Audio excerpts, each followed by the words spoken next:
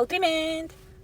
За өнөөдөр надаа ямар өнгийн үс зохих нэ 1-10 хүртэл хамгаарлаад үзье. За тэгээ ойрт захирлын хэлсэн нөгөө доктор Млаксны шампанаар угаагаад тэгээ дээрээс нь нөгөө хуухныхаа самыг ингээ хэрэглээдсэн чинь миний үс би тайруулаад үсээ тайруулаг одоо баг 3 сар болж байна. Тэгээ 3 сард нэг удаа ингээ заавал тайруулж өгөх хэрэгтэй байдаг байсан хуучин. Ингээ дотоор нь ингээ хугараад салаалаад байдаг байсан. Тэгсэн чинь ойрт бүр ингээ ийм урт толтлоо ингээ урах цаа одоо өдөөс тайруулаагүй байгаа. За тэгээд бас нэг гоё мэдэн. Одоо баг энэ 7 хоногийн сүүлээс эхлээд доктор Млаксны маань шампан Монгол зарагдаж эхэлнэ. За тэгээ удахгүй би өмнө мэдээлэл хаяг заалал хуцсны мэдээлэл оруулах болно. Тэгээ та бүхэн доктор Млаксныхаас шампаныг бас аваад хэрэглээд үзээрэй. За тэгээд үснийхээ өнгийг дугаарлаад үзье. За ийм нэр үнэхээр хүн бодос хүмүүс байдаг л гэхдээ надад бол үнэхээр цахгүй энэ бараг 10. Би ч одоо урлагсны тоглолтод орж байгаа шүү дээ. За энэ 8. За ийм шар үсээр бодуулж одоо бас хэцүү. За 7. За нэг заримдаа галзуураад ийм гоё улаан өнгөр бодуулах юмсан гэж бодогддог дээ.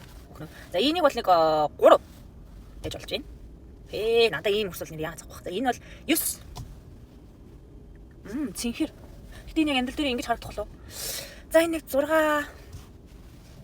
Энэ гэхдээ жоохон яг бодуулж жоохон хөш харагдаж магадгүй тий. За энэ 5. Бараг шулам шиг юм 2. Өөр өнгөтэй. За 4.